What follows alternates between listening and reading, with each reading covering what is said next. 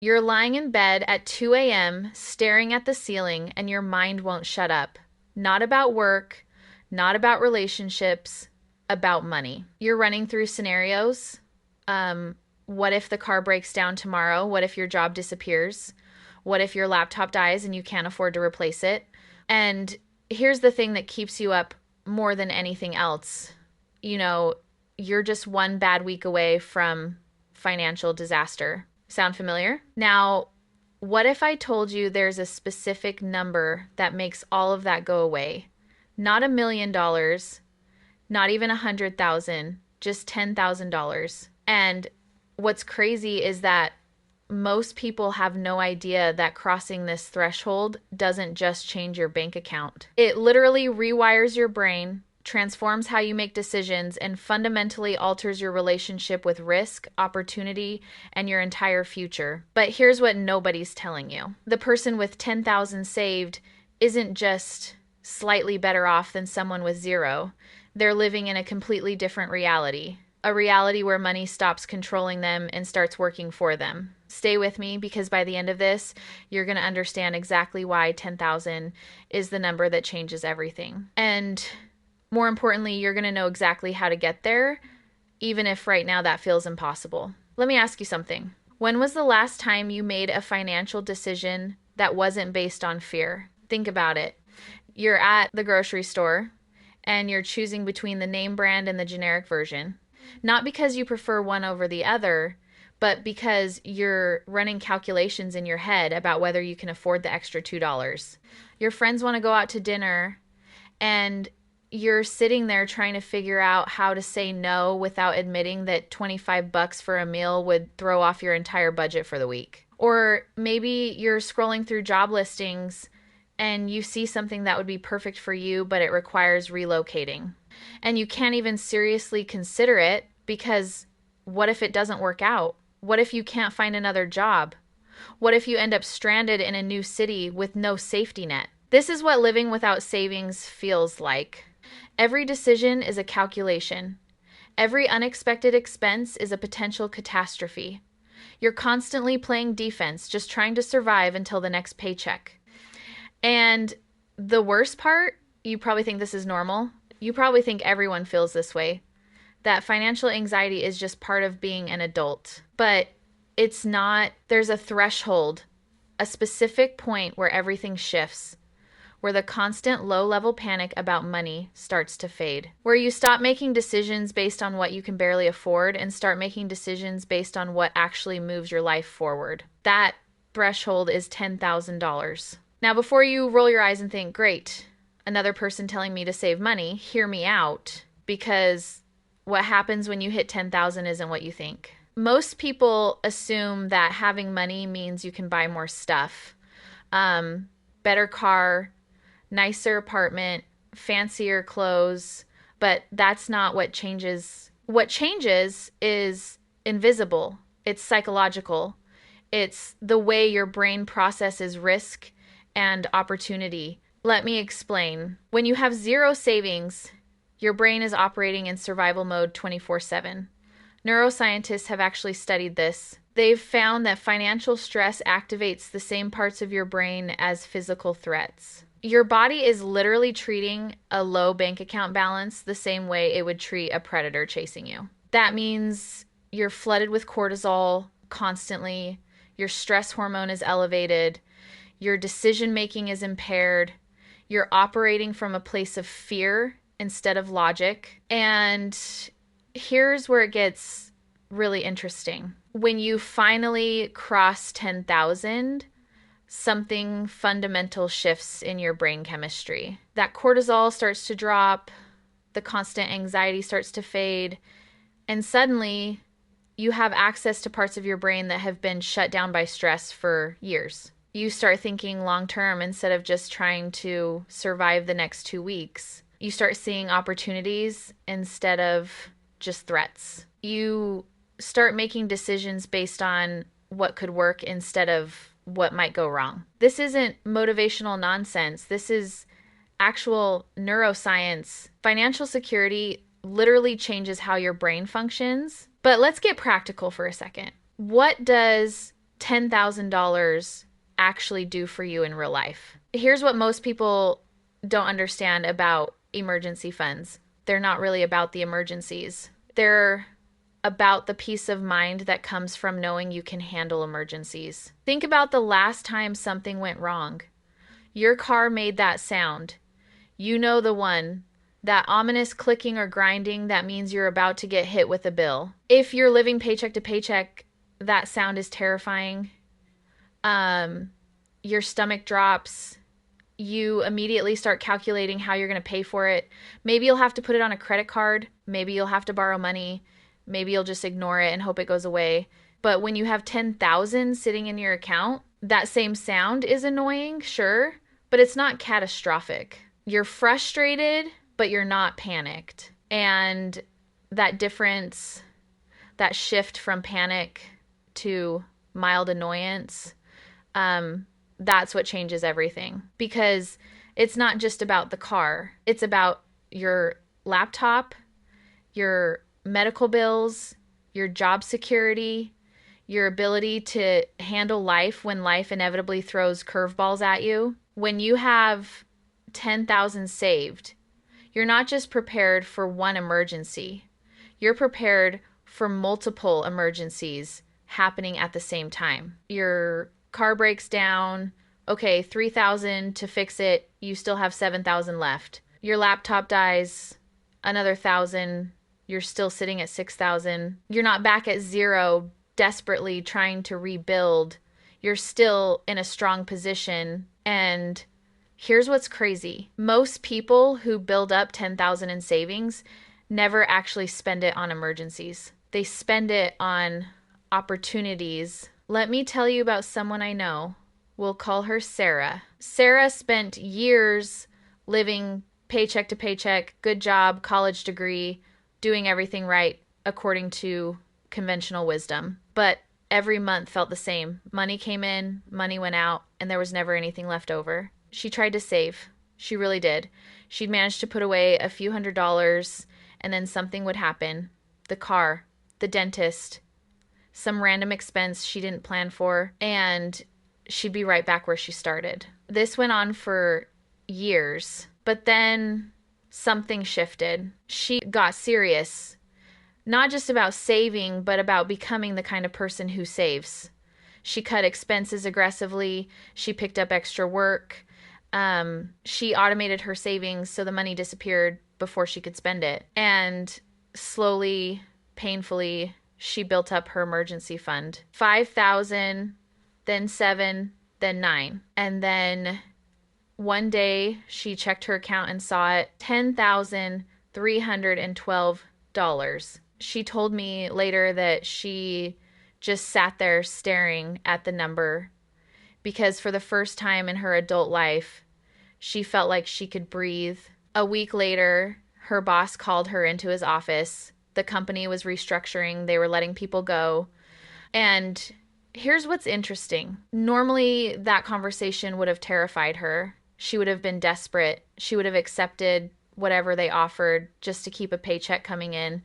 But this time, she negotiated. She asked for severance. She pushed back on the timeline. She made demands that she never would have made if she didn't have that cushion sitting in her account. And she got it. 3 months of severance, time to find something better instead of just taking the first offer out of desperation. She ended up landing a position that paid 20% more than her old job. But here's the thing. That wouldn't have happened without the 10,000, not because she needed the money to survive those 3 months.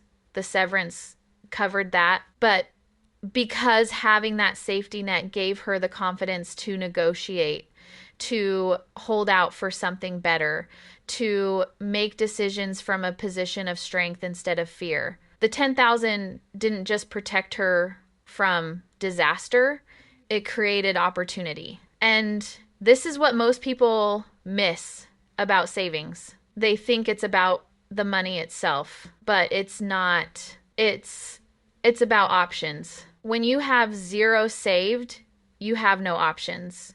You take what you can get, you accept what's offered, You stay in situations that are bad for you because you can't afford to leave. But 10,000 gives you choices, real choices, not theoretical possibilities that sound good but feel impossibly risky. Actual options that you can seriously consider. Maybe there's a certification program that costs $2,000. It could boost your salary by $10,000 a year, but without savings, it's impossible. You can't afford the upfront cost. With 10,000, it's an obvious investment. Maybe a friend is starting a business and looking for a small investor. Without savings, you can only wish them luck. With 10,000, you have the option to participate in something that could potentially change your financial trajectory. I'm not saying you should invest your entire emergency fund in your buddy's startup. That would be stupid. But having options feels completely different than having no options at all. And here's where it gets really powerful. The confidence that comes from having options affects everything. You walk into job interviews differently when you don't desperately need the position.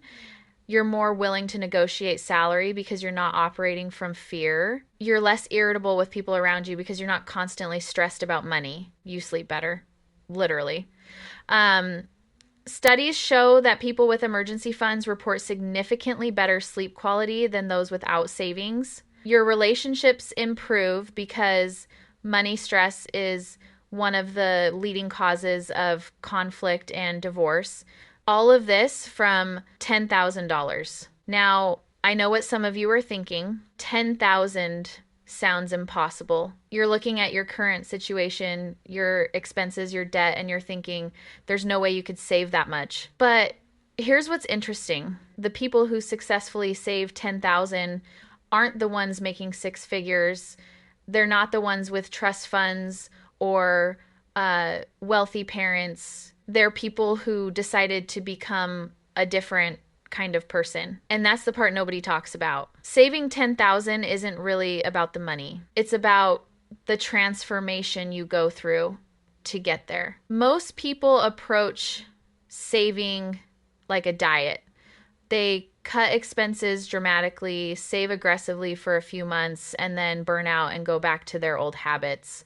But the people who actually reach 10,000 don't think of saving as a temporary sacrifice. They think of it as becoming someone different. Someone who values future security over present consumption. Someone who can delay gratification. Someone who makes intentional decisions about money instead of just reacting to whatever comes up. This identity shift is everything, because once you see yourself as someone who saves money, everything changes. You start noticing opportunities to reduce expenses that you never saw before. You become more creative about finding additional income. You start thinking in terms of years instead of weeks. And here's the beautiful part. Saving your first $1,000 is brutal.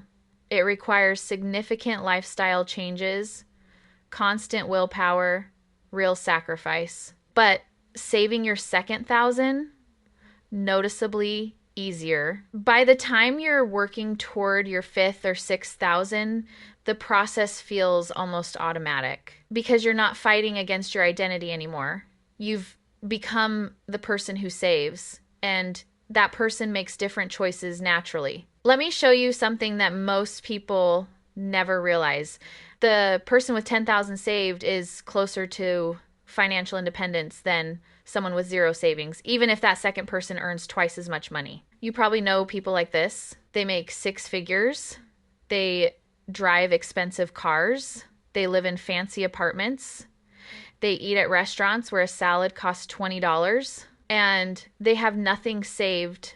Zero. Meanwhile, someone making $40,000 a year has managed to accumulate substantial savings by being intentional about spending. The difference isn't income. It's mindset, and reaching 10,000 in savings is like a masterclass in developing the right financial mindset. You learn to distinguish between wants and needs. You become skilled at finding ways to reduce expenses without feeling deprived. You develop patience, the ability to delay gratification, and that skill, that ability to wait, That's probably the single most valuable financial skill anyone can learn because it applies to everything. Investments, career decisions, business opportunities. The person who can delay gratification can build wealth.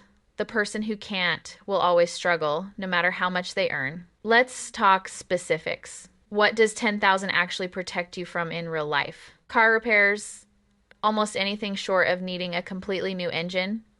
Most automotive emergencies cost between $500 and $3,000. With 10,000 in the bank, car problems shift from financial disasters to minor inconveniences. Medical emergencies.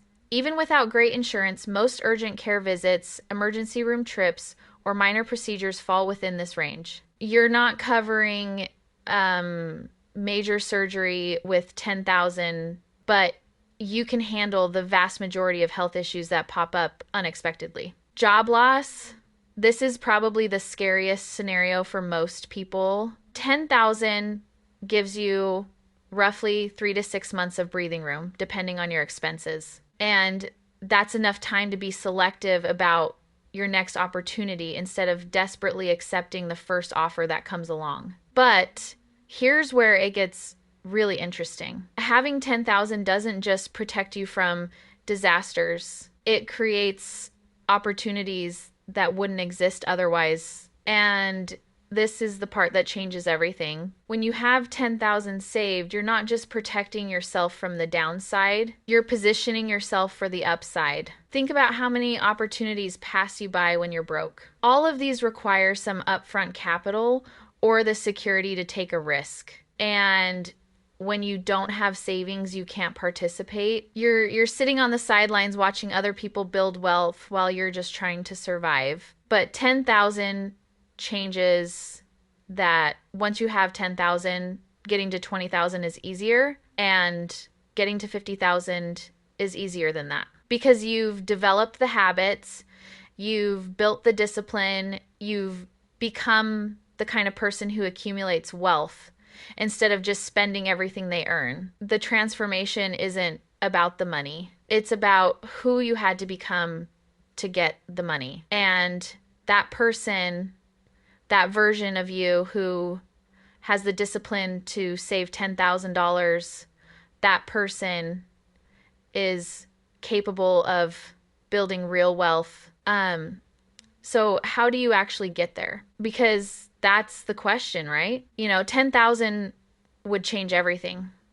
But the gap between where you are now and where you need to be feels massive. Here's the truth. You don't need to save it all at once. The most successful savers start with ridiculously small amounts.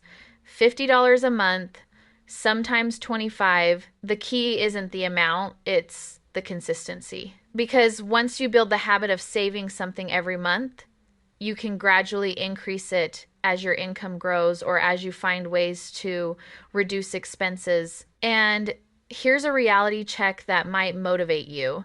The average American spends over $3,000 per year on coffee, dining out, and convenience purchases. That's not even counting major expenses like car payments or subscriptions. If you could redirect just 1/3 of that spending towards savings, you'd have your 10,000 in less than 3 years. I'm not saying never enjoy coffee or eat at restaurants, but I am pointing out that most people have more flexibility in their budgets than they realize. The difference between someone who builds savings and someone who doesn't usually comes down to awareness and intentionality, not income level. Look, $10,000 isn't going to make you rich. It's not going to let you quit your job and travel the world.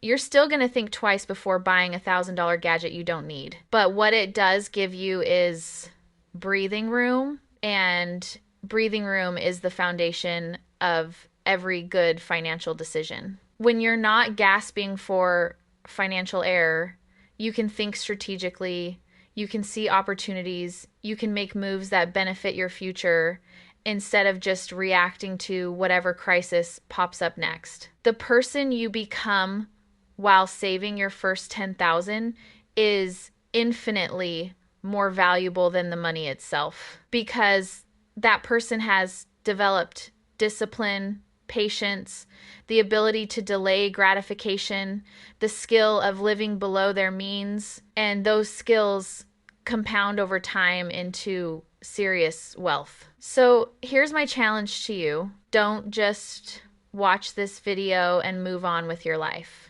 Actually do something. Start today, not tomorrow, not next month, today. Set up an automatic transfer, even if it's just $25. Get the system in motion, because a year from now, you'll wish you had started today. 5 years from now, you'll look back at this moment as the turning point. The moment you stopped living paycheck to paycheck and started building actual financial security, the moment you stop making decisions based on fear and started making decisions based on what's actually best for your future, $10,000 changes everything. Not because of the money itself, but because of who you have to become to get it. If this resonated with you, do me a favor, share this with someone who needs to hear it. Someone who's stuck in that cycle of financial stress and doesn't know how to break free. And if you want to dive deeper into exactly how to build wealth from scratch, how to develop the habits and mindset that make financial freedom inevitable, check out the next video, because we're just getting started. Your future self is going to thank you for taking this seriously.